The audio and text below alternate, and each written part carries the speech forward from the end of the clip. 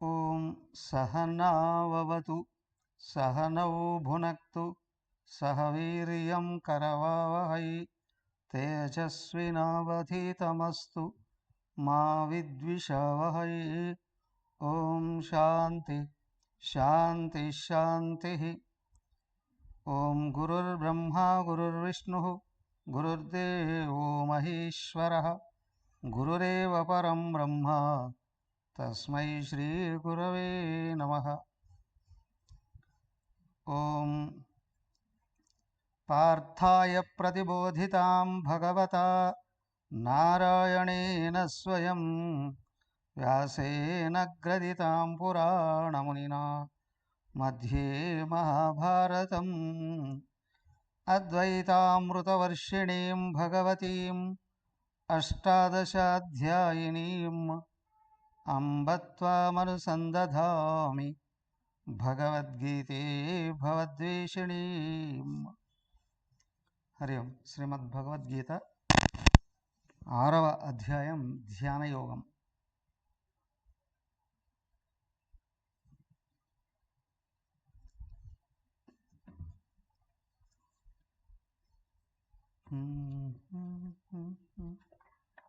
నిన్న 5 శ్లోకాలు చెప్పుకున్నాం కదా. ఒక్కొక్కరికి ఒక శ్లోకం చదువుతారా? 11 నుండి 15 వరకు ఒక్కొక్కరికి శ్లోకం. వచ్చిన వాళ్ళు చదువుతాను. ప్రణామిని వచ్చా? చెప్పు. 11 చెప్పు.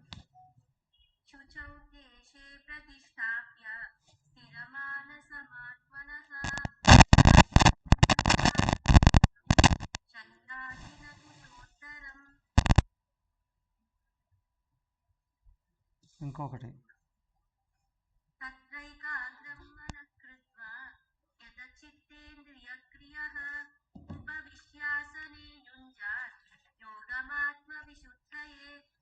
గుడ్.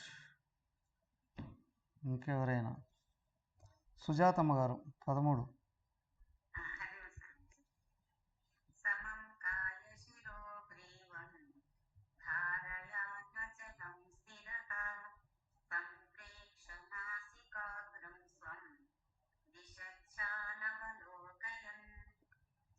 Hmm. 14. ఇంకొకరు ఎవరికి రావా?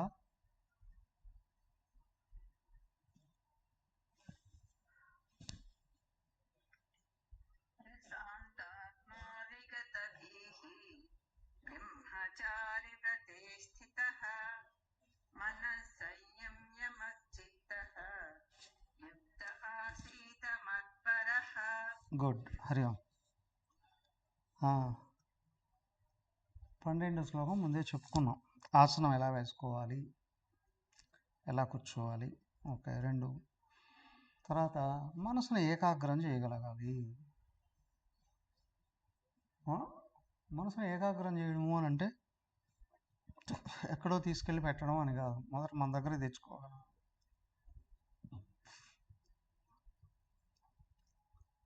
బయట తిరిగే మనసుని తను ఎక్కడున్నాడో అక్కడికి తీసుకొచ్చుకోవాలి. ఎలా తీసుకురావాలండి? అదేమన్నా మనిషో పశువో ఇంకేదైనా అయితే తాడేసి కట్టి తీసుకొని వచ్చానో పట్టుకోవచ్చు. కానీ ఇది ఎలా దొరుకుతుందండి? అవునా? అన్యమైన విషయాల మీదకి దృష్టి పానివ్వకుంటే చాలు.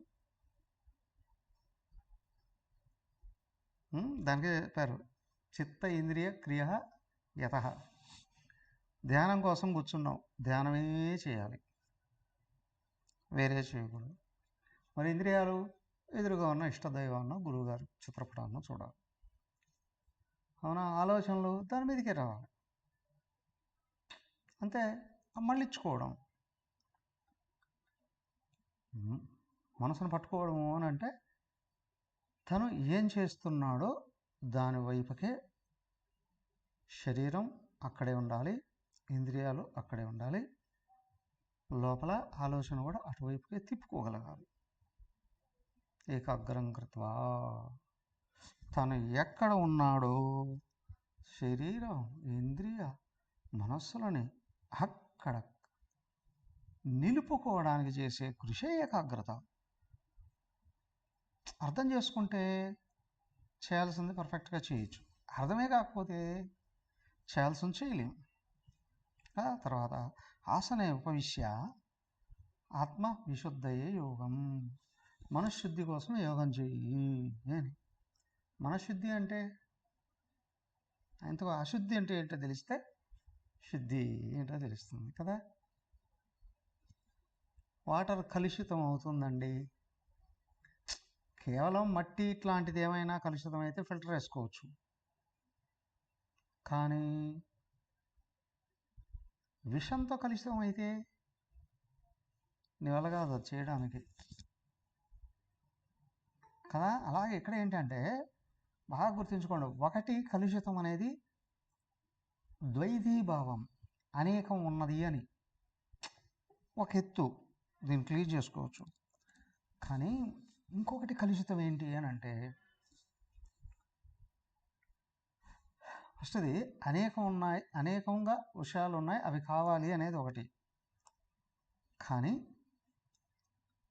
విషతుల్యమైనటువంటి కలుషితం ఏంటి అని అంటే అన్యమైన వాళ్లకు చెడు కోరుకోవడం అనేటువంటిది ఉంది. ఇవి కాలంలో శుద్ధి కావాల్సిందే కానీ మనిషి శుద్ధి చేయలేడు. ఇది విషతుల్యమైనటువంటి ఆలోచనలు, వాటినే రాక్షసపు ఆలోచనలు అన్నారు. ఇతరుల అభివృద్ధిని ఓర్వలేకపోవడం, ఇతరులకు చెడు కలగాలి అని కోరుకోవడం రాక్షస ఆలోచనలు. మరి రెండోది తామసిక ఆలోచనలు అవే. రెండోది నేను బాగుపడాలి, ఓకే, నేను డెవలప్ కావాలి, నేను సుఖపడాలి, ఓకే మంచిదే, అవన్నీ ఉండాలి, ఓకే. కానీ దీంట్లో ఏంటంటే నేనే బాగుపడాలి, నేనే సుఖపడాలి. మరి ఇతరులు బాగుపడితే చూడలేనా అసూయ, అది కూడా చాలా వేధిస్తుంది. 9వ అధ్యాయంలో చెప్తాడు ఆయన, ప్రవక్ష్యామి అనసూయవే అంటాడు. జ్ఞానం విజ్ఞాన సహితం ప్రవక్ష్యామి అనసూయవే. అయ్యా, జ్ఞానాన్ని నా అనుభవంతో కలిపి అసూయ లేని వాళ్ళకు బోధిస్తాను అని. ఎందుకు అంటే లోపల ఉన్న జీవి పరమాత్మయే, కానీ అంతఃకరణలో కదిలే ఆలోచనలు ఉన్నాయి, అసూయ సహితమైన ఆలోచనలు. ఇతరులు సుఖంగా ఉంటే చూడలేవు, ఇతరులు అభివృద్ధి చెందితే చూడలేవు. సో అలాంటి ఆలోచనలు ఉన్నప్పుడు జ్ఞానం లోపలికి వెళ్ళదు. అలాంటి ఆలోచనలు వస్తే ఉన్నది కూడా మూసుకుపోతుంది, ఏకత్వ దృష్టి రాదు, దానివల్ల ప్రశాంతత రాదు. ప్రశాంతత లేదు అంటే ఇతరులకి నిరంతరం చెడే కోరడం ఉంటుంది. కాబట్టి ఈ రెండవ రకం కలుషితం ఉంది, అది కాలానుగుణంగా కావాల్సిందే కానీ తనంతట తాను చేయలేడు. మొదటిది ఉంది, దాన్ని శుద్ధి చేసుకోగలగాలి. ఎలాగా? అందరిలో ఉన్నవాడు ఒకడే, అంతటా ఉన్నవాడు ఒకడే, దృష్టి వాడి వైపుకి తిప్పుతాం, వాడు కూడా లోపల ఉన్నాడు.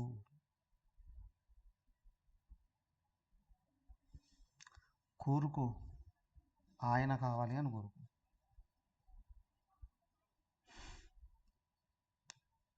వదిలించుకో, ఆయనకి ఇష్టం లేనిది వదిలించుకో.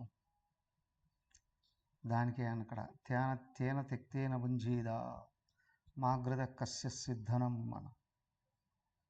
ఆయన ఇచ్చింది అనుభవించు, ఆయన ఇవ్వకపోతే అనుభవించుకో. ఆయన వదిలిపెట్టింది స్వీకరించుకో. అవే దుర్లక్షణాలు, అరిషడ్వర్గాలు. ఇదిగో అత్యంత ముఖ్యమైనది, పైకొన్న నామరూపాలు కాదు, ఆ లోపల ఉన్న వాడిని చూడు, వాడు అక్కడే. తేన తిక్తేన మాగ్రత కస్య సిద్ధను. అయ్యా, నువ్వు ఎవడి సొత్తును ఆశించకు. మనసు పారిపోతుంది, మనసు చెదిరిపోతుంది, మనసు దూరం అయిపోతుంది. ఇంకొకటి, ధనం కస్యసిత్, సంపద ఎవరిది?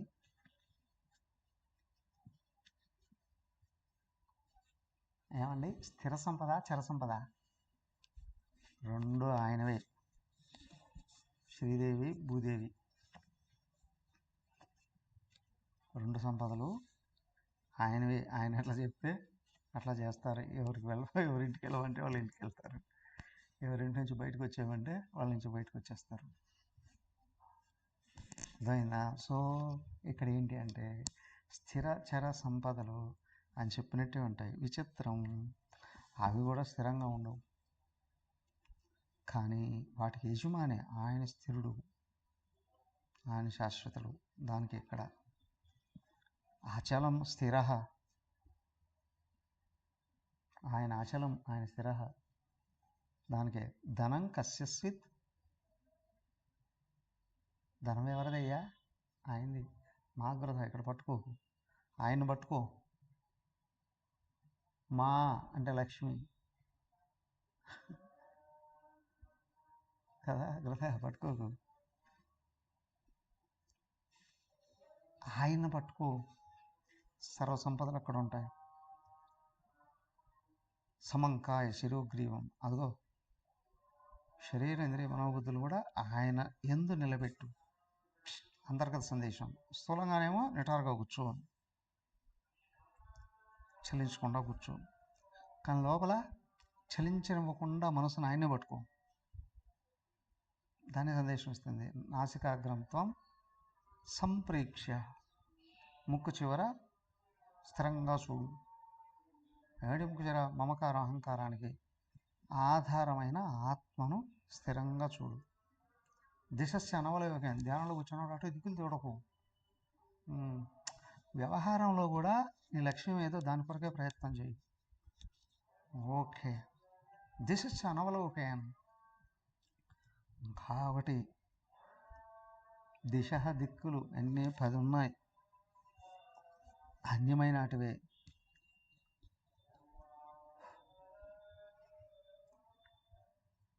భావన ఉపనిషత్తులో చెప్పారు, పంచపుష్పబాణా అని చెప్తూ. లోపల ఉన్న భగవంతుడిని చూసావా? బయట నాటన్నీ స్థిరంగా ఎక్కడెక్కడ ఉంటాయి. లోపల ఉన్న ఆయన వదిలేసావా? కారణం బయట ఉన్న విషయాల మీద ఆకర్షణ ఏర్పడిందా, ఆయన దూరం అయిపోతాడు, శాంతి ఎగిరిపోతుంది. దానికే ఆధారమైన వాడిని భగవంతుడిని చూడు, భగవంతుడిని మర్చిపోకు. స్థూలంగా చెప్పండి, నీ లక్ష్యాన్ని చూడు. 24 నీ లక్ష్యాన్ని ఎట్లాగా రీచ్ కావాలనో ఆలోచించు. బట్ లక్ష్యాన్ని ఎట్లాగా రీచ్ కావాలి, లక్ష్యం గురించి తెలుసుకోవాలి, లక్ష్యాన్ని ఎలాగా చేరుకోవాలో తెలుసుకోవాలి. లక్ష్యానికి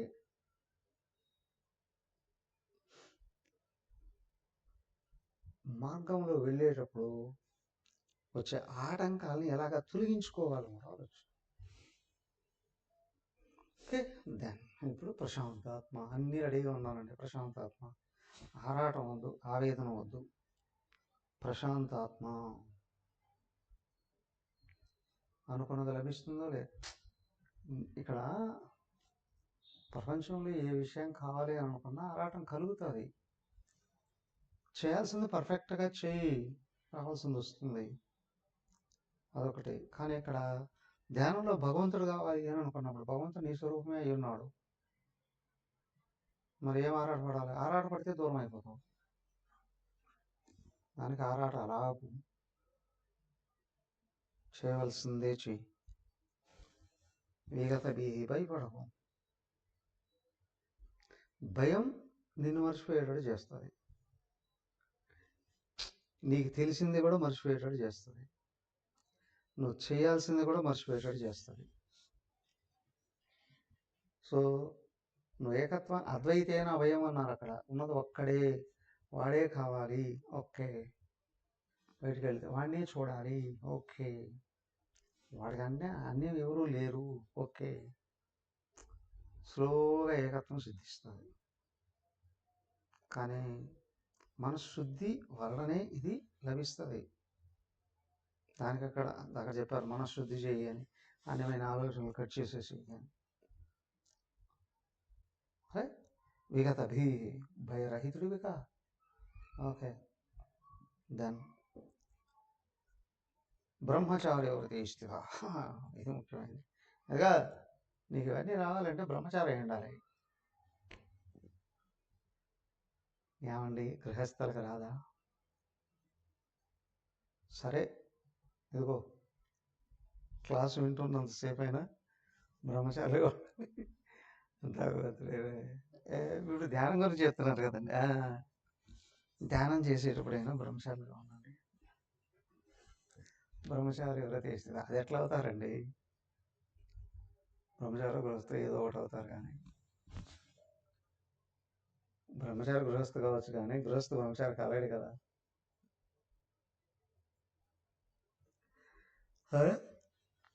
గృహస్థు బ్రహ్మచారి కాలేడు కదా.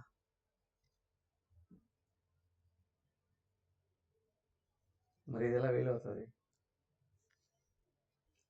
ఇక్కడ చెప్పింది ఏంటి అంటే, ఇంద్రియాలు విషయ భోగాల వెంట పడుతున్నాయి అని అంటే లోపల ఉన్న ఆత్మశక్తి స్లోగా డిశ్చార్జ్ అయిపోతూ ఉంటుంది.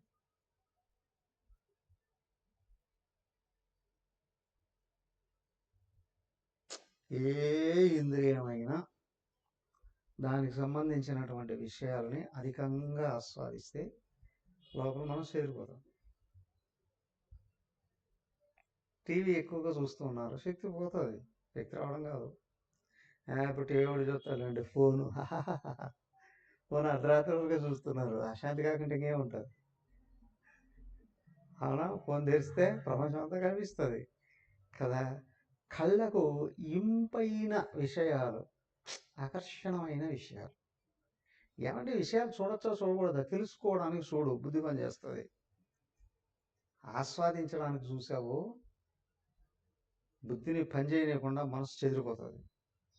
మనసు తన నాశనం చేసుకుంటూ బుద్ధిని కూడా పని చేయకుండా పనిచేస్తుంది. దానికే బ్రహ్మచారి చేస్తే అంటే అన్ని ఇంద్రియాలు, కళ్ళతో చూసే రూపాలు, చెవులతో వినే విషయాలు, ముక్కుతో చూసే వాసనలు, నాలుకతో చూసే రుచులు, చర్మంతో తగిలే స్పర్శలు, ఇవి అన్నీ కూడా, అలాగే మనసుతో వ్యక్తమయ్యే భావాలు, ఇవన్నీ నీ మనసును చెదరగొట్టకుండా ఉండేటట్టు చూడు. అంటే నీ లక్ష్యానికి ఉపయోగపడేటట్లు చూడు. అస్సలు చూడకూడదు. పుస్తకం చదవాలండి, చూడాలా లేదా? ఏదో పని చేస్తూ సైట్కి వెళ్ళాం, చూడాలా లేదా కదా. కాబట్టి ఇక్కడ నీ లక్ష్యానికి అనుగుణమైనవి, లక్ష్యం యందు పట్టుదలను పెంచేటివి, స్థిరత్వాన్ని నిలిపేటివి చూడు, విను, స్వీకరించు, తెలుసుకో, దాచుకో, అన్నీ చెయ్యి.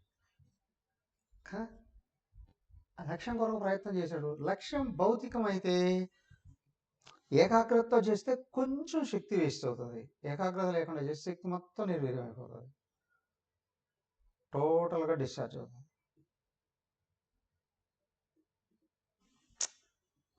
ఓ మోటార్ సైకిల్కి పెట్రోల్ వేసాం. ఏమంటే పెట్రోల్ ఎన్ని రోజులు ఉంటుంది? ట్యాంక్ ఫుల్ చేసామండి, ఎన్ని రోజులు ఉంటుంది? కనీసం 250-300 కిలోమీటర్లు పై నడవాలి కదా. కానీ ఎన్ని రోజులు ఉంటుంది? ఊరికే తిరిగితే రోజుకి అయిపోతుంది, అవునా? లేదా నీ అవసరానికి చూస్తే ఉంటుంది 4 రోజులు కదా. అలాగే లోపల ప్రతిరోజు కొంచెం ఫ్యూల్ విడుదల చేస్తాడు భగవంతుడు. నువ్వు అనవసరమైన వాటికి కానీ వినియోగించావో డిశ్చార్జ్ అయిపోతుంది. నువ్వు అవసరమైనటువంటి వాటికి వినియోగించావో కావాల్సినంత ఉంటుంది. కానీ అవి లోపల ఉన్న భగవంతుని తెలుసుకోవడానికి వినియోగించుకున్నావా ఫ్లో పెరుగుతుంది.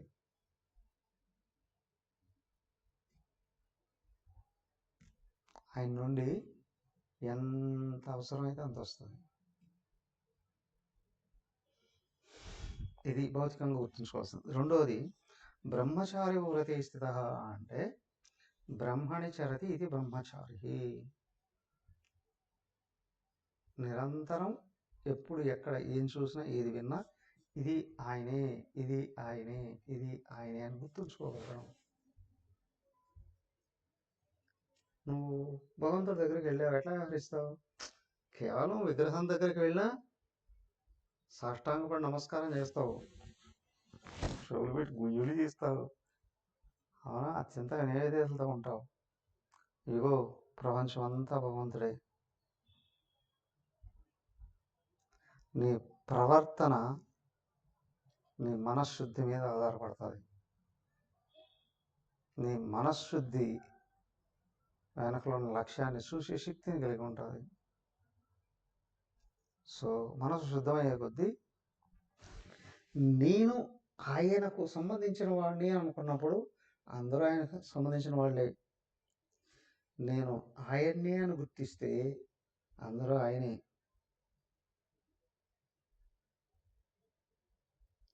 ఇదే బ్రహ్మణి చరతి, బ్రహ్మచారి అంటే. అంతా ఆయనే. ఓకే, భయం ఏంటి? ఆయన కోసం కదా ప్రయత్నం చేస్తున్నాం. ఓకే, అంతా నేనే. భయపడడానికి అనిమైన వాడు ఎవడున్నాడు? ప్రశాంతాత్మ. ప్రశాంతత ఇస్తుంది. ఏకత్వ స్థితి ప్రశాంతతనిస్తుంది. భిన్నత్వ స్థితే భయాన్ని ఇస్తుంది. బ్రహ్మచారి వ్రతి స్థిత అంటే ముందు ఇంద్రియాల ద్వారాగా శక్తి వృధా కాకుండా సేవ్ చేసుకుంటూ ధ్యానాన్ని వినియోగించుకోవాలి, దైవ అన్వేషణకు వినియోగించుకోవాలి. రెండోది, శక్తిని అనవసరంగా వృధా చేసుకోకుండా లక్ష్యాన్ని తొందరగా చేరుకోవడానికి ఉపయోగించుకోవాలి. మూడవది, అంతా ఆయనే అని గుర్తించే కొద్దీ నువ్వు కళ్ళు తెరిచినా కళ్ళు మూసినా ధ్యానమే.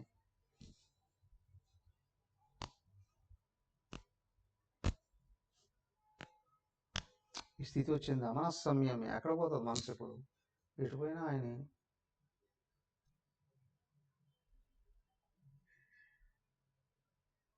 ఎక్కడ పోతున్నావు? ఎక్కడికి వెళ్ళినా ఆయనే.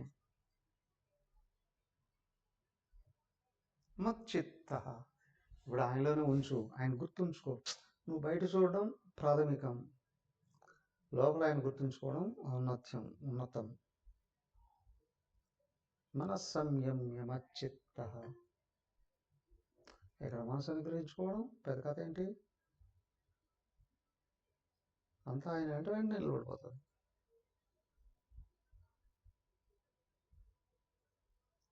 రకరకాలుగా బోధన చేస్తారు ఇక్కడ.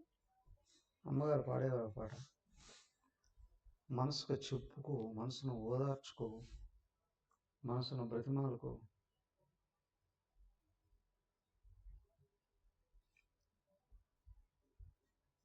ఇక్కడే అన్నీ ఆధారపడాలి. మనస్సంయమ్య, మనసు చక్కగా అనుగ్రహించుకో.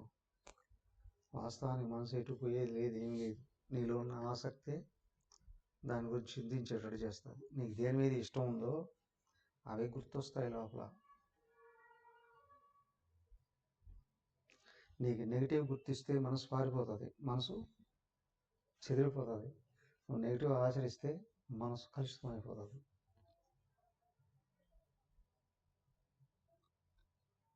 ఈ స్థితిలో ఎవరెవరు ఎక్కడెక్కడ ఎన్నెన్ని రకాలుగా బాధలు పడ్డారో, కష్టాలు పడ్డారో, నష్టాలు పడ్డారో, ఇక్కడ 100కి 99.9999 మంది ఫెయిల్యూర్సే.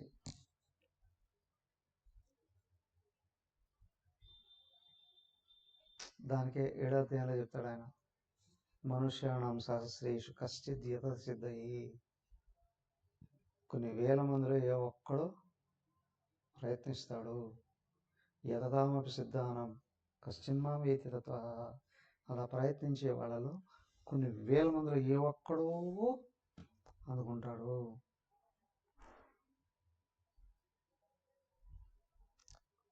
రామకృష్ణ పరమహంస జీవిత చరిత్ర చదువుతూ ఉంటే లోపల తెలుస్తుంది ఆయన ఎన్ని రకాల ఉపాసనలు చేశాడు లక్ష్యం కొరకు. అక్కడ వాస్తవానికి ఆయన ముందు శాస్త్రజ్ఞానం లేదు. ఆయన చేసేది మళ్ళీ ఆయనకు డౌట్ వస్తుంది, ఎవరో ఒకరు వస్తారు తెలుస్తారు. తపోవనుడి దగ్గరకు వస్తే ఆయన చిన్నప్పుడే ఈశ్వరత్వాన్ని అందుకునేసాడు. ఎందుకంటే చిన్నప్పటి నుంచి అద్భుతమైన శాస్త్రాలన్నీ చదివేశాడు. ఆయన తిరిగాడు, దేశం అంతా తిరిగాడు, మహాత్మాను కలిశాడు, శాస్త్రాలన్నీ అధ్యయనం చేసేసాడు. ఆయన డౌట్ రాలా, నిరంతర ఈశ్వరత్వం ఉంటాడు. అవును, ఆయన దగ్గరికి వెళ్ళి శిక్షణ పొందాడు గురుదేవుడి దగ్గర శిక్షణ పొందారు అమ్మగారు. ఇక్కడ దృష్టి తత్వం వైపు వెళుతూ ఉంది అంటే, తత్వాన్ని గ్రహిస్తుంది అంటే, తత్వాన్ని ఇష్టపడుతుంది అంటే, తత్వాన్ని ఆస్వాదిస్తుంది అంటే, లోపల నుండి భక్తితో కూడిన గుణాలు పైకి వస్తాయి. అవేవి ఇక్కడ ఇలా చెప్పాడు. 12వ అధ్యాయంలో భక్తి లక్షణాలు అన్నాడు, 14వ అధ్యాయంలో గుణాతీత లక్షణాలు, 13వ అధ్యాయంలో జ్ఞాన లక్షణాలు అన్నాను, 15వ అధ్యాయంలో పురుషోత్తమ లక్షణాలు అన్నాను, 16వ అధ్యాయంలో దైవీ లక్షణాలు అన్నాను, 17, 18లో అద్భుతంగా ఉండించారు సాత్విక లక్షణాలు. ప్రతి శాస్త్రంలోనూ చెప్తారు మొదట గుణాలు రావాలని. సాత్విక గుణాలే సద్గుణాలు. ఆ గుణాలుగా అనిపించుకోకపోతే సత్వగుణం రాదు. సత్వగుణం వచ్చి రానప్పుడు మనసుకు నిలకడ ఉండదు. భిన్నత్వమే నిరంతరం గోచరిస్తుంది. దానికి ఇక్కడ మనసు నిగ్రహించి మనకు లోపల ఉన్న చెత్తను వదిలేస్తే, భిన్నత్వాన్ని వదిలేస్తే ఏకత్వానికి దగ్గర కడుతుంది. ఏకత్వం ఊరికే రాదు భిన్నత్వాన్ని వదిలేసినంత మాత్రాన్ని కూడా. కానీ ఈ దైవీ లక్షణాలు ఉన్నాయి, భక్తి లక్షణాలు ఉన్నాయి, అవి పెంచుకుంటేనే సత్వగుణం వస్తుంది. అయ్యా నీకు ఇష్టం ఉన్నా లేకపోయినా అందరూ బాగుపడాలని కోరుకుంటేనే, అందరూ భగవత్ స్వరూపుడు అని భావిస్తేనే సత్వగుణం వచ్చేది. నీకు ఇష్టం ఉన్నా లేకపోని దానికి ధ్యానాన్ని కూర్చున్నావా, ఒక్క శ్లోకమైనా తీసుకొని ఆ లక్షణాలు నాలో ఉన్నాయా లేవా, ఖచ్చితంగా నేను అవి పెంచుకొని తీరాలి అని స్థిర దృష్టి ఉన్నప్పుడు వ్యక్తిత్వం వికసించే కొద్దీ ఏకాగ్రం అవుతుంది. లేకపోతే రాదు. అయ్యా సమాజంలో ఎంత ఉన్నతమైన పదవిని అలంకరించినా, అవునా,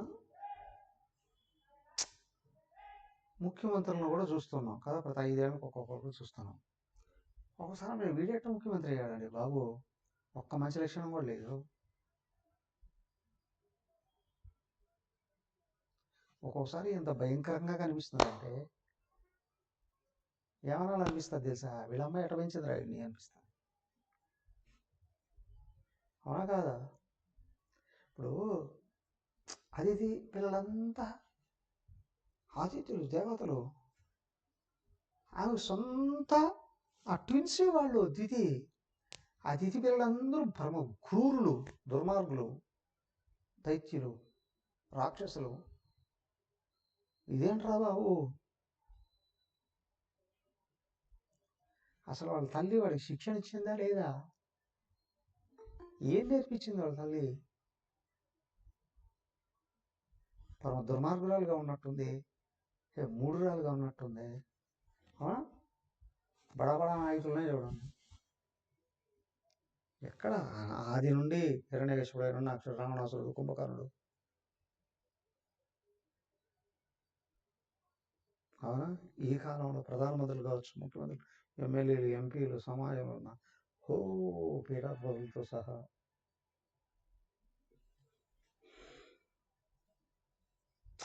మన సంయమ్య బాగా గమనిస్తే మనసుకు కాళ్ళు లేవు నడిచిపోవడానికి, చక్రాలు లేవు, రెక్కలు లేవు. ఎక్కడికి పోతుంది మనసు? ఎక్కడికి పోదు. నీ లోపల ఉన్న ఆలోచనలు ఏవో అదే మనసు. కలుషితమైన మనసు చేతికి చిక్కదు. శుద్ధమైన మనసు చెప్పినట్టు వింటుంది.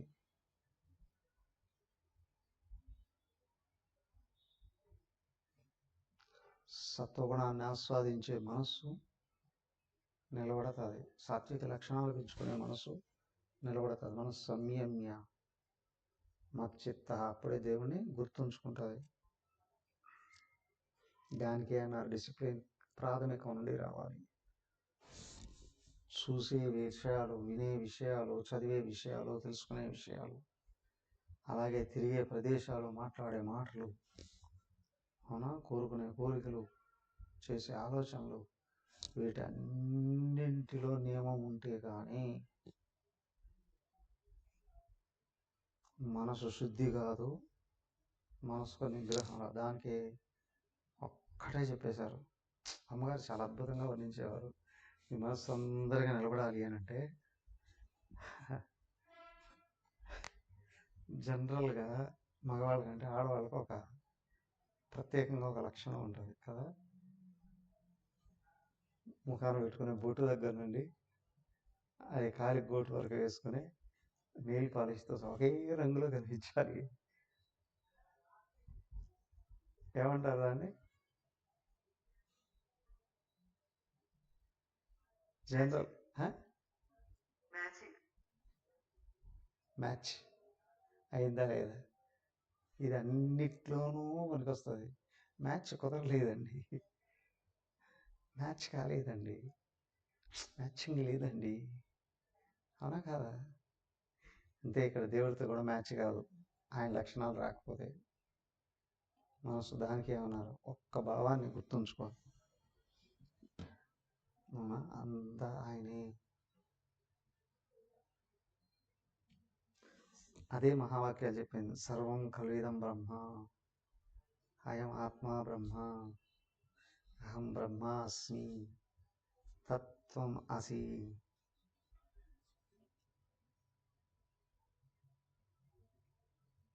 సర్వభూతేషు ఆత్మ. తర్వాత వస్తాయి ఇవన్నీ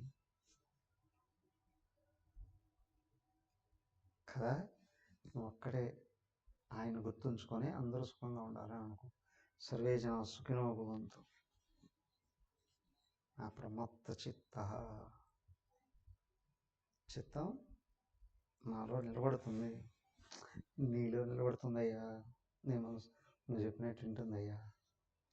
మన సంయమ్య మచ్చిత్త.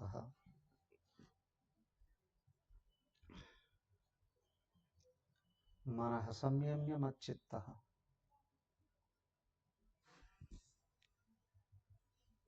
యుక్త. అప్పుడు శరీరం, ఇంద్రియాలు, మనసు ఒకే లైన్లో వెళతాయి.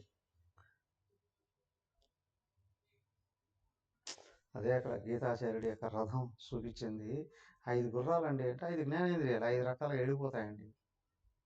అంతేగా, అది ఇంకా విచిత్రం. కర్మేంద్రియాలు, జ్ఞానేంద్రియాలు, అవునా, అంతరింద్రియాలు, మనసు. ఒక్కొక్కటి దిక్కుపోతే ఏ లక్ష్యం చేరుకుంటావు? దానికి నువ్వు కోరుకునేది, నువ్వు తెలుసుకునేది, నువ్వు చేసేది ఒకటే అయి ఉండాలి. అదే యుక్తత్వం, కంప్లీట్ నిగ్రహం. నేను ఆయన్నే అయినాను, లేదా అందరిలో ఉన్నది ఆయనే, ఆయనకి నేను దూరం కాకూడదు అనుకున్నప్పుడు నెగిటివ్ పట్టుకోకూడదు. ఇక్కడ నువ్వు ఆయన్ని ఎంత గట్టిగా పట్టుకున్నావు, ఆశ్రయించున్నావో నీ గురించి నీకు స్పష్టంగా తెలుస్తుంది. అంతే, ఇతరుల గురించి కూడా స్పష్టంగా తెలుస్తుంది. నీ లక్ష్యంని నువ్వు పట్టుకోలేవా? ఇప్పుడేమవుతుంది? సర్వార్థాన్ విపరీతాంశ్చాన. భూమికే రాజు దుర్యోధనుడు. ధర్మరాజుతో పాటు చదువుకున్నాడు ఆయన కూడా. అందులో గదా యుద్ధంలో ఆయనకు మేటి ఎవడూ లేడు. ఆయనతో యుద్ధం చేయడానికి కృష్ణుడే సహాయం చేయాల్సి వచ్చింది భీముడికి కూడా. కానీ దుర్యోధనుడు ఎవరిని ఆశ్రయించున్నాడు?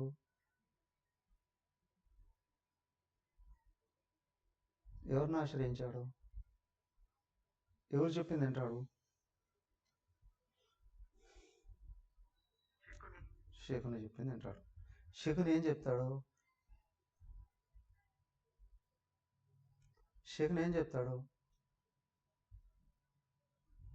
వాళ్ళ లక్ష్యం ఒకటే, దుర్యోధనుని వంశంతో సహా సర్వనాశనం చేయాలి అని.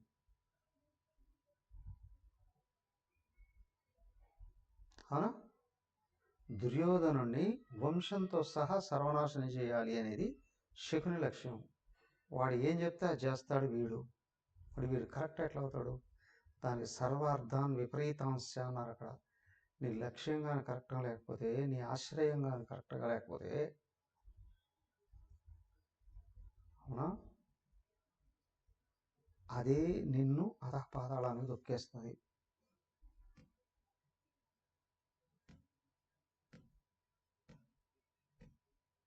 అధపాతాళానికి దొక్కేస్తుంది. ఇప్పుడు పాండవులు ధర్మరాజు కంటే మిగతా నలుగురు మహామేటే. కానీ ధర్మరాజు ఏం చెప్తే అంటారు. ధర్మరాజు ప్రతి ఒక్కదాన్ని ఇది చేయొద్దు, చేయొద్దు, చేయొద్దు, చేయొద్దు, చేయొద్దు, చేయొద్దు ఇది అంటారు. కొంతమందికి నచ్చదు. ఓకే, ఈ అందరూ కలిసి మళ్ళీ కృష్ణుడి దగ్గరికి వెళ్తే ఏం చేస్తాడు? ఆయన కూడా ధర్మాన్ని తెలుసుకో, ధర్మాన్ని ఆలోచించు, ధర్మాన్ని ఆచరించు. అర్జునుడే తిరగబడ్డాడు. ఇదేంటే ఒకటి గొప్పదంటున్నావు, ఇంకోటి చేయమంటున్నావు. అసలు నువ్వు చెప్పేదానికి నీకు అర్థమవుతుందా లేదా, నీకు తెలుస్తుందా లేదా అని కూడా అన్నాను. మా మైండ్ నేను కలకాపలకం చేసేస్తున్నాడు. లక్ష్య సిద్ధి కలిగిన వాడు అంతర్ముఖ దృష్టిని పెంచుకోమంటాడు. అరే బాబు, నువ్వు సత్వగుణాన్ని పెంచుకుంటే భగవంతుడు అవుతావురా.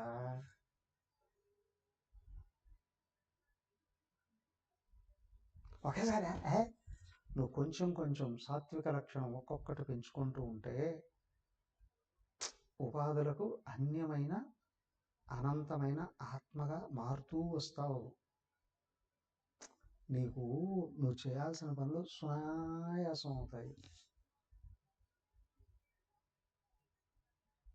దానికే ఫర్ ఎగ్జాంపుల్ చూడండి, ఎవరన్నా వస్తారు, పిల్లలు ఏదో చదువుకోవట్లేదు, గాయత్రి చదువు అంటారు. పిల్లలు పెళ్లి కాలేదు అంటారు. రామాయణంలో శోధనర్భంగం చదువు. ఎందుకు? అక్కడ అరే బాబు, నీ అహంకారాన్ని పక్కన పెట్టి భగవంతుని ఆర్తిగా ప్రార్థిస్తే నీ అహంకారం చుట్టూ ఉన్న ప్రారంధం కరిగిపోతుందిరా నాయన. నీ దురదృష్టం ఎగిరిపోతుంది భగవంతుని అనుగ్రహిస్తే. నీలో సద్గుణం పెరిగే కొద్దీ, నీకు అందరి మీద గౌరవం పెరిగే కొద్దీ నీ ప్రారంధం తొలగిపోయి భగవంతుడు నిన్ను అనుగ్రహిస్తాడు. ఏది అడిగినా సూక్ష్మంగా అందరిలో ఉన్న దేవుణ్ణి ఆరాధించు, నీ మనసు శుద్ధి చేసుకో, నీకు లేకపోయినా ఇస్తాడు ఆయన. కానీ దేహాత్మభావాన్ని పెంచుకుంటే రాకూడని మాటలు వస్తాయి, చేయకూడని పనులు వస్తాయి, ఉండకూడని గుణాలు పెరుగుతాయి, ఉన్నది కూడా దూరం అయిపోతుంది.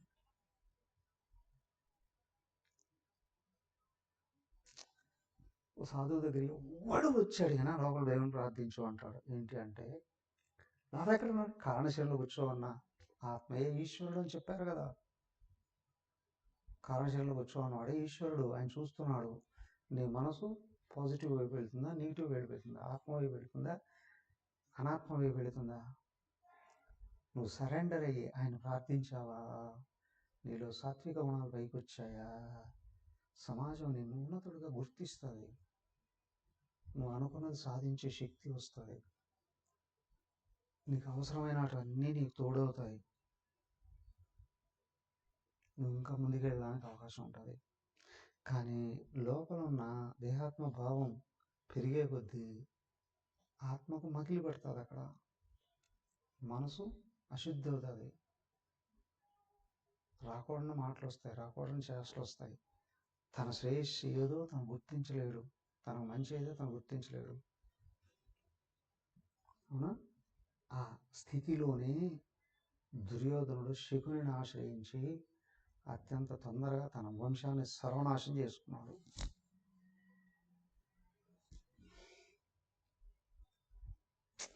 పాండవులు అంత శక్తివంతులైన కృష్ణ నువ్వేం చెప్తే చేస్తాను. ద్రౌపదీదేవితో సహా అందరూ సాష్టాంగ నమస్కారం చేశారు. ద్రౌపదీదేవి కూడా సాష్టాంగ నమస్కారం చేసింది. అయ్యా, మానవులం కదా, ఏదో బాధలు పడున్నాం, బాధలు పెట్టబడి ఉన్నాం, మేమైనా ఎప్పుడైనా ఏమైనా మాట్లాడి ఉండొచ్చు, మమ్మల్ని క్షమించు, నీకు ఏది ఇష్టమో అది మా చేత చేయించు. మనః సంయమ్య మచ్చిత్తః. సాష్టాంగ నమస్కారం ఇది. సర్వసమర్పణ భావం మచ్చిత్తః యుక్తః మత్పరః ఆసీత. చూడు, కుంతీదేవి నేర్పించింది. పిల్లలు చిన్నప్పుడే భర్త పోయాడు, కానీ కుంతీదేవి నేర్పించింది ఏమని? కృష్ణుడు చెప్పింది చేయండి, ఇంకో పెద్దలందరినీ గౌరవించండి. భీష్ముడు విదురుడు దారి చూపిస్తారు. ఇక్కడ వ్యాసులు వారు పరిగెత్తుకుంటూ వచ్చి సహాయం చేస్తాడు. అవునా? సర్వ ఋషులు ఆశీర్వదిస్తారు. మత్పరః ఆసీత, దైవమే పరమం అనుకున్నప్పుడు. ఇంకే అనుకోవడం కాదు, సాత్విక గుణాన్ని పెంచుకోవాలి అంటే దేవుని గురించి తెలుసుకుంటూ సాత్విక కర్మలే ఆచరించినప్పుడు సత్వగుణం పెరుగుతుంది, సాత్విక లక్షణాలు వస్తాయి. సాధు దగ్గర ఎవరిచ్చి అడిగినా నువ్వు ఈ ప్రార్థన చేయవయ్యా, లేదా రామాయణంలోనో భాగవతంలోనో వేదంలోనో ఈ స్తుతి చేయవయ్యా.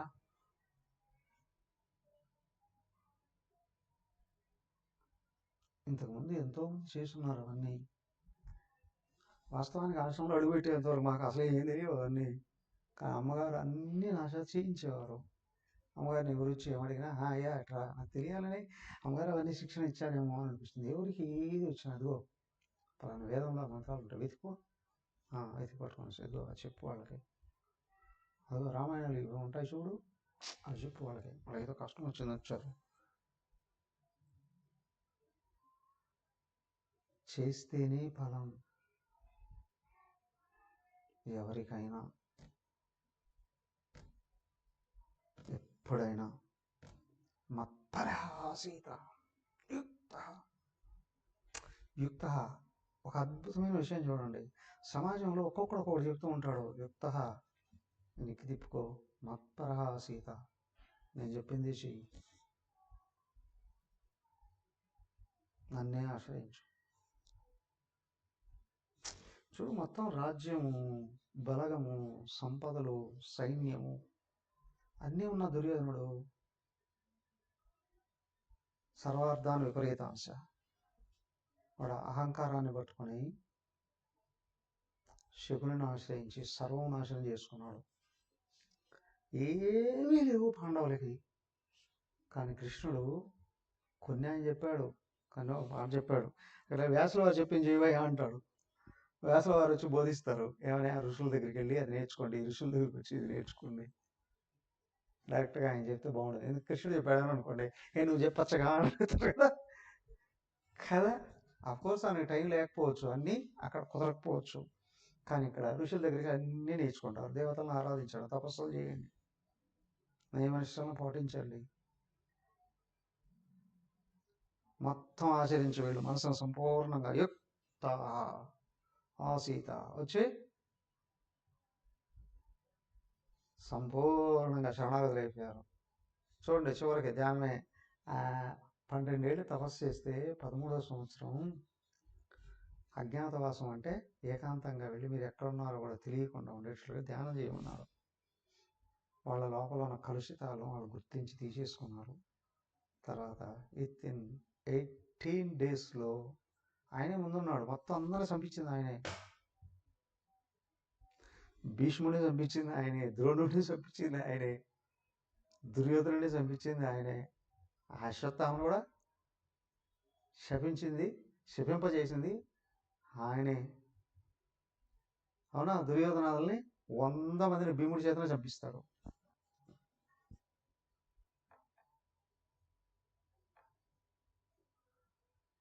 మొత్తం నిలబడ్డాడు ఆయన. ఎందుకంటే ఇక్కడ క్లారిటీ ఏమిటాయంటే ఈయనేం చెప్తా చేస్తున్నారు వాళ్ళు, అదే కావాల్సింది. ఎప్పుడు నేరుగా వచ్చి భగవంతుడు అనుగ్రహిస్తాడు అంటే ఆయన ఏం చెప్తే చేయగలగాలి, ఆలోచించకుండా. దానికే ధర్మరాజు కూడా ఒకసారి ఆలోచన చేస్తాడు, ద్రోణుడు చచ్చిపోయాడని చెప్పు అంటాడు. ఆయన ఉన్నాడు కదా అంటాడు. అక్కడ మళ్ళీ యాడ్ చేయాల్సింది వస్తుంది, అతక్కుంజరహ. ద్రోణుడు వాడి పేరు కలిగిన ఇదా ఏం చచ్చిపోయిందని చెప్పు అని అంటాడు. కానీ అది అర్జునుడు ఉన్నాడే, ఆయన ఏం చెప్తే ఇమ్మీడియట్గా చేస్తారంట. నష్టో మోహ సుధిల్లద్దు అకృష్య వచనంతావా అంటాడు. నువ్వేం చెప్తే చేసేస్తానయ్యా, ఏం చెప్తే చేసేస్తానయ్యా. అందుకే అర్జునుడు నేను వరుస పెట్టి అందరినీ చేసుకుంటూ వెళ్ళిపోయాడు. పండిన వరిపోయారు లాగా. రాజ్యం ఇచ్చాడు, మోక్షం ఇచ్చాడు.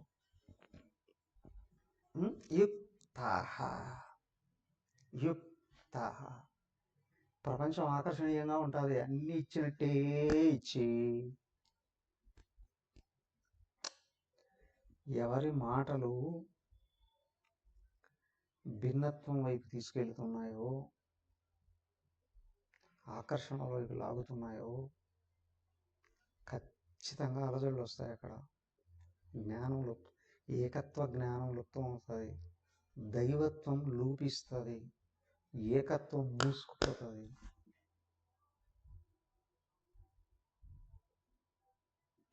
యుక్తత్వం ఎగిరిపోతాయి. చెప్పే మాటకు చేసే పనికి సంబంధం లేకుండా వెళ్తుంది. చివరికి అనిపిస్తే ఎందుకు వచ్చాను రా బాబు ఈ మార్గంలోకి, నేనేం చెప్తున్నానో నాకేది తెలియట్లేదు.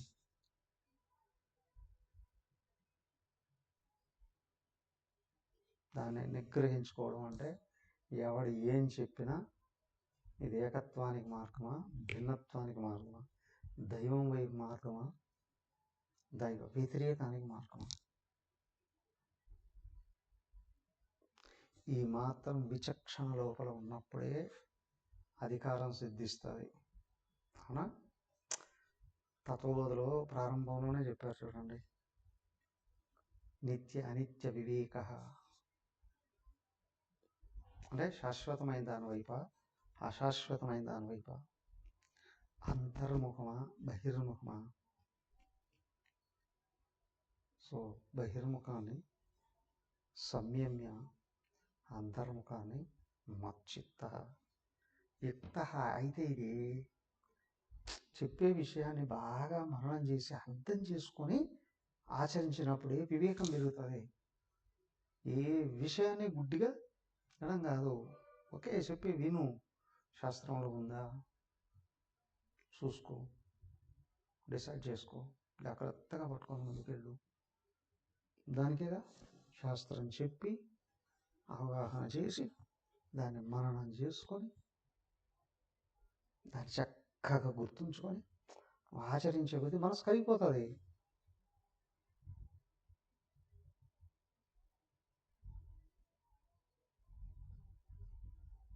చివరికి నువ్వు ఇన్ని రోజులు దేన్ని ప్రేమించావో ఇదే నేను కాదని తోసాడు పారేస్తావు. దేన్ని?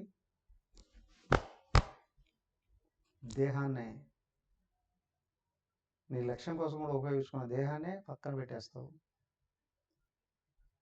ఇది నేను కాదు. మత్పర ఆశీత ఏమవుతాయి అప్పుడు, నేను ఆయనే, నువ్వు ఆయనే, నువ్వు కూడా నేనే.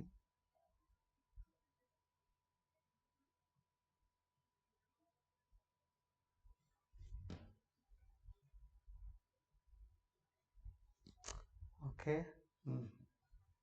శ్లోకం చదివేసి వెళ్దాం. యుంజన్నేవం సదాత్మానం యోగి నియతమానసః శాంతిం నిర్వాణ పరమాం మత్సంస్థామధిగచ్చతి. బాగానండి. ఏవం సదా ఆత్మానం యుంజన్, నిరంతరము తను ఈ విధంగా ఆచరిస్తూ యోగి కావాలి. నియత మానస, మనసును శాంతింపజేసుకోవాలి, మనసును నిగ్రహింపజేసుకోవాలి. శాంతిం, ఆ శాంతి అదే, ఆ పరమాం నిర్వాణం శాంతిం, శాశ్వతమైన శాంతి, మోక్షరూపమైన శాంతి. నిర్యాణం, చచ్చిపోయాడు. నిర్వాణం, అహంకారం చచ్చిపోయింది. మోక్షం, మరణం ఎప్పుడు కలుగుతూనే ఉంటుంది ప్రతి జన్మలో. కానీ ఎప్పుడు అహంకారం చచ్చిపోయింది, దేహాత్మం చచ్చిపోయిందో, నిర్వాణం, పరమాం, దానికంటే ఎక్కువైంది లేదు. శాంతిం, శాంతి రూపంలో లభిస్తుంది. మత్త సంస్థ, అదే నా సంస్థానం, అధిగచ్చది, చేరుకుంటాను. తదాస్తు. హరి ఓం. హరి చూద్దాం. హరి ఓం.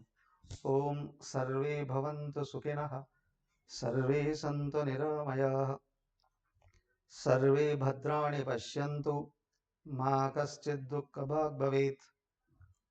ఓం శాంతి శాంతి శాంతి. హరి ఓం. శ్రీ గురుభ్యో నమః. హరి ఓం.